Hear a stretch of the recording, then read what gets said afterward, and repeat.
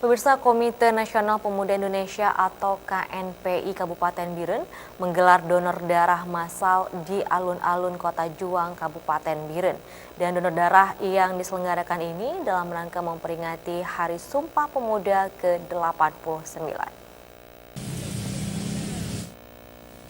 Donor darah massal yang diselenggarakan bertepatan dengan memperingati Hari Sumpah Pemuda yang ke-89 merupakan salah satu wujud kepedulian antar sesama dalam menyumbangkan darahnya kepada masyarakat yang membutuhkan.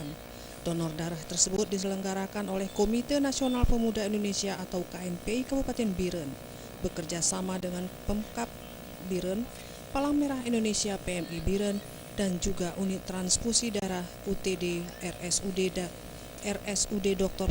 Fauziah Biren. Pada saat donor darah, antusias masyarakat pun terlihat tinggi dan pihaknya berhasil mengumpulkan 70 kantong darah dari berbagai golongan, baik pengurus, warga sipil maupun warga negara Indonesia atau WNI keturunan Tionghoa, ikut berpartisipasi dalam menyumbangkan darahnya, selain untuk bersedekah juga untuk menjaga kesehatan tubuh. Momen merupakan momen Hari Peringatan Sumpah Pemuda ke-89. Kita berharap pada seluruh pemuda masyarakat untuk sama-sama mendonorkan darah demi untuk menyumbangkan setetes darah kita kepada yang membutuhkan.